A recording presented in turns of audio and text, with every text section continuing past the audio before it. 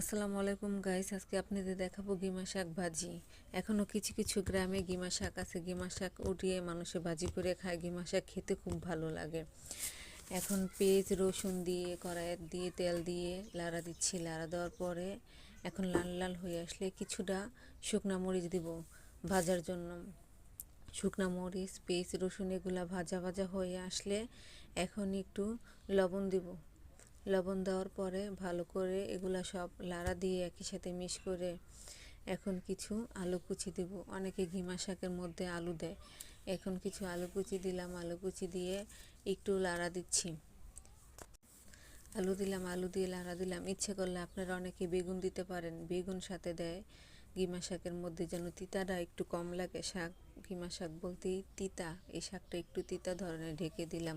ঢেকে দেওয়ার পরে আলুটা একটু সিদ্ধ হয়ে আসার পরে এখন এই গিমা শাকগুলা দিয়ে দিব। গিমা শাকগুলা দিয়ে এখন গিমা শাকগুলা দিয়ে দিব। গিমা শাকগুলা দিয়ে দিচ্ছি, সবগুলা গিমা শাক দিয়ে দিলাম। গিমা শাক খেতে খুবই তিতা তিতা লাগে। গিমা শাক উপকারী অনেকটা, খেলে ভালো হয়। অনেকে খেতে পারেন ভাজি করে।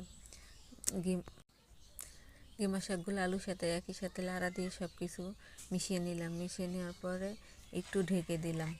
ঢেকে দেওয়ার পরে এখন গিমা শাক ভাজিটা হয়ে আসছে প্রায়। গিমা শাক ভাজিটা হয়ে গেছে। গিমা শাকটা এখন আমি নামিয়ে ফেলবো। নামিয়ে একটা প্লেটে নিয়ে নিলাম। ইচ্ছে করলে আপনারা এরকম করে গিমা শাক ভাজি করে খেতে পারেন। গিমা শাকটা খেতে খুবই ভালো লাগে। ইচ্ছে করলে বাসায় আপনারা এরকম করে গিমা শাক ভাজি করে খেতে পারেন।